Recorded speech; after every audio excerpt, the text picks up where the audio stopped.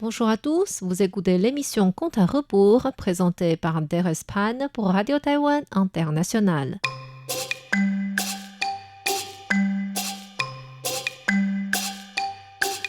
La semaine dernière, nous avons vu comment Bai Suzhen réussit à sauver la pharmacie de son mari de l'affaire des médicaments périmés. Sachant que ceux-ci étaient efficaces pour soigner les maux de ventre, elle fit disperser dans la ville la toxine de créature qu'elle conservait dans une gourde et provoqua ainsi une épidémie. Toutes les personnes ayant mal au ventre vinrent à leur pharmacie pour se procurer le fameux remède miraculeux qui était en réalité seulement une composition au hasard des médicaments pourris.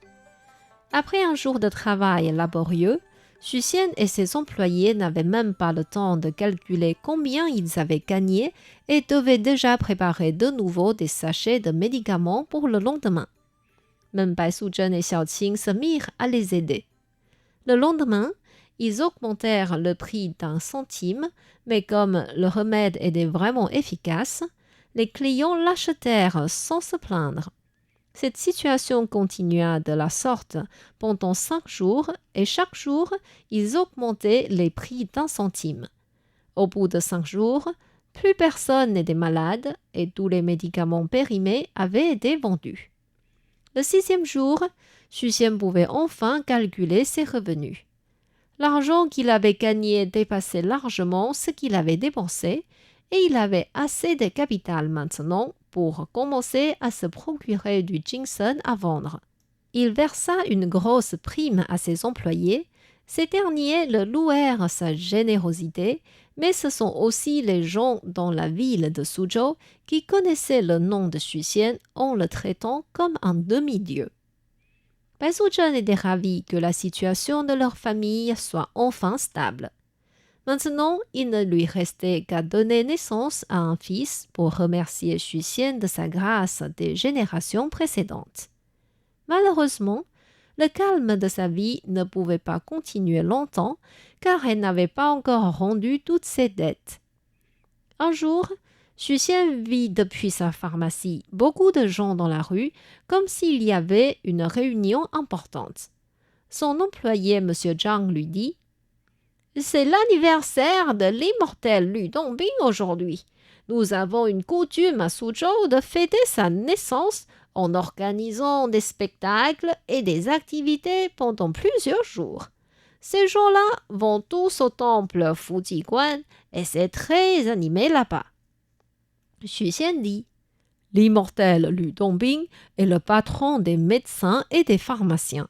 C'est donc normal que j'aille à son temple pour le vénérer. » Il prépara ainsi de l'encens et des offrandes et voulait partir au temple. Avant qu'il quitte la pharmacie, son employé M. Li lui dit « Pourriez-vous amener ce ginseng aux clients sur le chemin? Parce que si vous partez, nous ne pourrons pas quitter la boutique. » « Pas de problème, c'est sur ma route. » Xu Xian prit ainsi le ginseng et partit. Au début, il voulait d'abord aller chez le client et ensuite se rendre au temple. Mais il se dit que s'il faisait la chose dans cet ordre, ce serait comme un manque de respect à Dieu. Il alla donc d'abord au temple Fujiguan pour prier.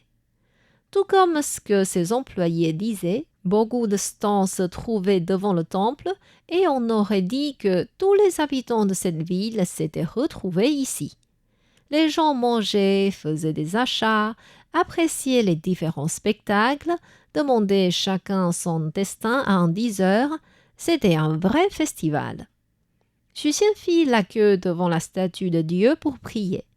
Après la vénération, il sortit du temple et fit un tour dehors. Vers le côté sud-est se trouvait un moine taoïste assis sur une plateforme surélevée. Il avait les sourcils épais et les yeux grands. Il portait une robe azur avec les 8 diagrammes brodés dessus. Sur la table devant lui était posée une épée, un drapeau, quelques feuilles d'incantation et tous les objets pour faire une cérémonie taoïste. Il parla d'une voix forte. « Mesdames et messieurs, Je m'appelle Zhang Ying. Sous l'ordre de mon maître, je suis allé faire une cérémonie à Tiantai et maintenant je suis de retour. J'ai besoin de gagner de quoi rembourser mes frais de voyage. C'est pourquoi je vous vends ces feuilles d'incantation. Que ce soit pour le vent, le nuage, le tonnerre ou la pluie, vous pouvez tous en avoir. 1 gramme d'argent par feuille, c'est dommage de les rater. Certains spectateurs furent attirés et s'avancèrent pour acheter des feuilles d'incantation. Le moine écrivait un signe dans la baume des clients selon ce qu'ils achetaient et leur demandait de serrer le poing. Chose étonnante, quand ces clients desserraient leurs poings, un nuage apparaissait sur la tête de ceux qui achetaient le nuage, du vent se levait autour de ceux qui achetaient du vent, la pluie et le tonnerre apparaissaient aussi selon les feuilles d'incantation achetées. Les autres spectateurs furent fascinés par ce pouvoir et beaucoup allèrent acheter aussi une feuille. Xu Xian s'approcha de la plateforme pour observer de plus près. Le moine était surpris de remarquer qu'il y avait 2 souffles de créatures sur sa tête et le fit monter auprès de lui. Xu Xian demanda « Vous avez des choses à me dire ?»« Oui, je suis désolé de vous déranger, mais j'ai vu qu'il y a 2 souffles de créatures, un blanc et un vert sur vous. Je suis sûr qu'il y a des créatures cachées chez vous. Est-ce vrai ? » Non, non, pas du tout. Les créatures peuvent prendre l'apparence d'une personne humaine. Ce n'est pas possible de les distinguer à l'œil, mais en faisant attention, nous pouvons tout de même trouver des traces suspectes. Xu Xian se rappela de l'affaire des lingots gouvernementaux volés et répondit « Peut-être qu'il y en a, mais ce n'est pas très grave. » « Ce n'est peut-être pas dangereux maintenant, mais quand l'heure arrivera, vous pourriez perdre la vie. » Xu Xian avait peur que la parole du moine se réalise un jour et demanda vite s'il n'avait pas une solution.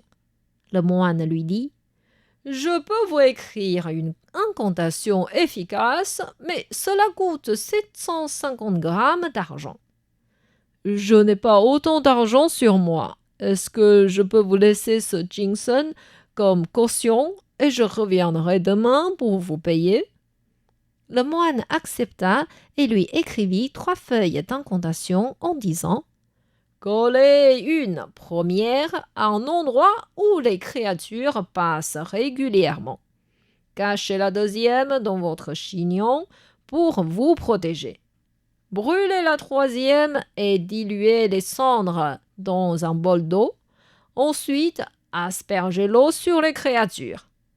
Celles-ci montreront leur vraie apparence aussitôt. »« Mais si elles me blessent en se transformant, que fais-je ? » ?»« Ne vous inquiétez pas, la feuille cachée dans votre chignon vous protégera. » Ainsi, Xu Xian rentra chez lui, le cœur stressé.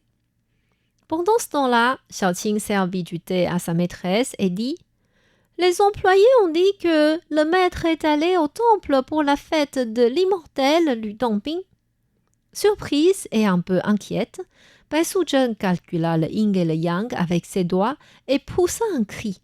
« Mince, un malheur tombera sur nous !» Xiaoqing lui demanda immédiatement ce qu'il y avait et elle lui dit « Xu Xian a rencontré un moine taoïste qui pénètre le fait qu'il y a des créatures chez lui. Xu Xian lui a donné un ginseng comme caution pour obtenir des feuilles d'incantation puissantes. Il est déjà sur le retour. Il exagère cet homme. Vous le traitez si bien et il veut vous détruire maintenant. Je m'en vais au temple et tuer le moine taoïste. » Surtout pas. J'ai déjà promis à la déesse Mère d'Or de ne pas blesser la vie des hommes. Si tu fais cela, non seulement le moine taoïste, mais aussi tes spectateurs pourraient perdre la vie. Des années de pratique ne sont pas suffisantes pour lutter contre ces incantations. Pars donc vite avant qu'il ne soit trop tard. Et vous ? Êtes-vous assez puissante pour résister? Je suis venue dans ce monde pour rendre la grâce que Xuxian m'avait fait plusieurs générations avant. Tous les malheurs ou difficultés que je rencontre sont des dettes à rendre. Même si je meurs aujourd'hui, c'est mon destin. Pars vite. En envoyant l'air triste de Xiaoqing, elle rajouta « Si je peux vaincre cette difficulté et que tu veux bien revenir auprès de moi, cache-toi dans une montagne non loin. Tu verras une lumière rouge qui descend et une lumière blanche qui monte. Si la lumière blanche disparaît, cela désigne ma mort. Si la lumière rouge part sans détruire la blanche, tu peux revenir chez nous. » Xiaoqing fit un signe de tête et se sauva les larmes aux yeux. Quand elle quitta la maison, une lumière rouge descendait déjà du ciel qu'elle devait partir en diagonale pour s'enfuir. En voyant la lumière rouge de plus en plus près, Bai Suzhen installa une table à la fenêtre, y mit un encensoir et pria sincèrement. « Votre servante Bai Suzhen vous supplie de prendre pitié. Je suis une créature serpent blanc, mais je ne suis pas venue pour blesser les hommes. Mère d'Or m'a donné l'ordre de venir rendre grâce et payer les dettes afin de pouvoir atteindre le niveau de déesse. Ce n'est pas pour ma propre jouissance que j'ai épousé Xuxian, mais pour pouvoir répondre à sa faveur en lui donnant une descendance. Dès que mon devoir sera accompli, je quitterai ce monde. S'il vous plaît, épargnez ma vie. » Pendant qu'elle priait, la lumière rouge couvrait déjà leur maison. Le dieu qui répondit à la convocation de l'incantation était le maréchal de l'hôtel de Tigre Noir. En entendant la prière de Bai Suzhen, il trouva sa raison légitime et de toute façon, elle a son sort qui l'attendait. Ainsi, il remonta au ciel sans s'occuper de cette affaire. Bai Suzhen échappa ainsi à ce danger, mais la menace des feuilles d'incantation arriverait quand même tôt ou tard. Comment pourrait-elle traverser cette difficulté? Est-ce que Xuxian reconnaîtra enfin la vraie identité de sa femme? Je vous invite à revenir la semaine prochaine pour la suite de l'histoire.